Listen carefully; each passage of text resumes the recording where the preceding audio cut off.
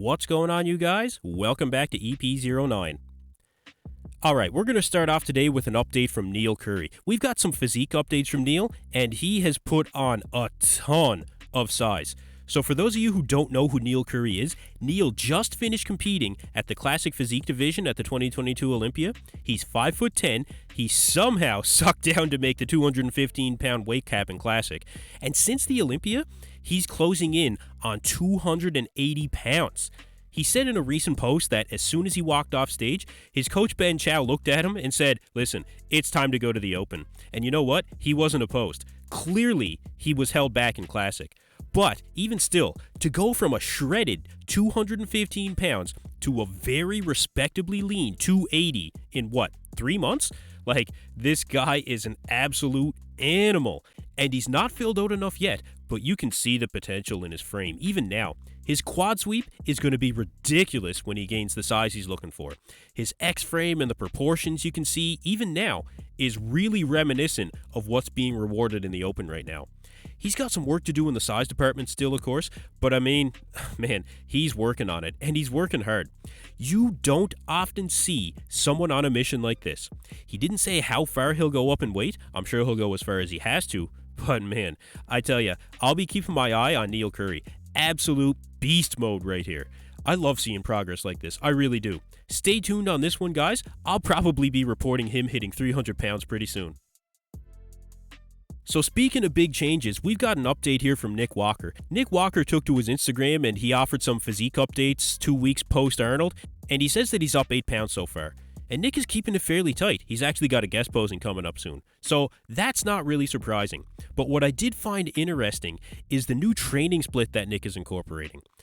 So I mentioned in one of my previous updates on Nick that he's now prioritizing leg training, but on top of that, Nick is now doing a push-pull leg split and tracking all of his workouts, and that's something that he's never done before. So Nick took to his Instagram and he said here, going to try something new for this off-season training. Going to do a push-pull leg split with doing legs twice a week. Everyone knows I was never a fan of keeping track of my training, meaning sets, volume, etc. This time I am. Want to see how I can progress on each lift correctly and really keep track of it. And in order to measure that progress, Nick is using an app developed by Renaissance Periodization. Great YouTube channel. Go check out Dr. Mike over there. But Nick also found a new training partner in Jared Feather, who's actually a coach with RP. So it looks like Nick is going from basically measuring everything in his training by feel to measuring everything by science. Maybe somewhat indirectly, but I mean, if Jared Feather is helping Nick, then Dr. Mike has a hand in it, and you won't find a more science-based approach. So this is exciting, you guys, and the goal, of course, is to make as much measurable progress as possible. The days of feeling it out for Nick are at least done for now. And look, change is good. It's inevitable. Bodybuilders need to change in order to progress. Look at Hunter Labrada, not changing his habits is part of what cost him placings at the 2022 Olympia. I really believe that. So this approach for Nick just shows how much he wants redemption after the Arnold. Nick was very comfortable in his training program, but that could have been part of the problem. Like I said, bodybuilders need change. Your body will respond to that change. That's actually part of why I asked you guys about the thought of Nick going to train with Psycho Lewis this offseason, even for 8 weeks. Well, not many of you thought it would be of much benefit at the end of the day, but look, we won't get into that anymore. Psycho Lewis, Dr. Mike, either way, it's a big change. Let's see how fast we can see Nick's legs grow in the coming weeks and months. So the other thing I wanted to talk about today with you guys is Big Ramy. I have a theory I'm going to get to here in a second that I'll try not to turn into a huge rant. Now, in the eyes of the fans and other YouTube outlets, Big Ramy has been treated the most unfairly during his last 2 competitions. As a former 2-time Mr. Olympia, in disrespectful fashion, the judges continue to move him to the outside of the first call-out. The talk ever since Big Ramy missed the 2022 guest posing at the Pittaburgh Pro, which is Jim Manion's show, is that Ramy is being punished by politics. Ramy has moved to the outside of the first call-out at the Olympia, and he was again at the Arnold Classic. So that's what everybody thinks, right? Well, okay, for conversation's sake, let's say that there was politics involved, and Big Ramy is being punished. How can he combat the IFBB, a 77-year-old, very well connected, governing body of the sport? I mean, what does he do? Well, my theory is that Big Ramy can up his stock by increasing his online presence. Because the IFBB would have one weakness if there was politics involved, or any amount of politics.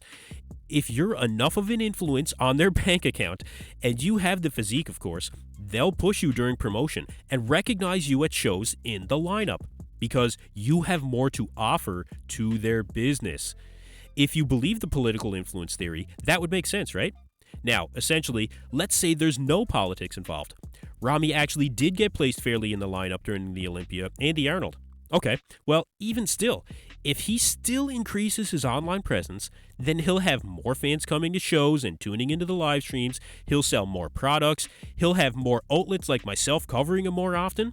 I mean, look, remember leading up to the 2022 Olympia, Ramy put out a ton of pictures and videos, and like I said, the physique does have to be there, but it definitely was in the updates we saw from Ramy at that point. So it's a win-win.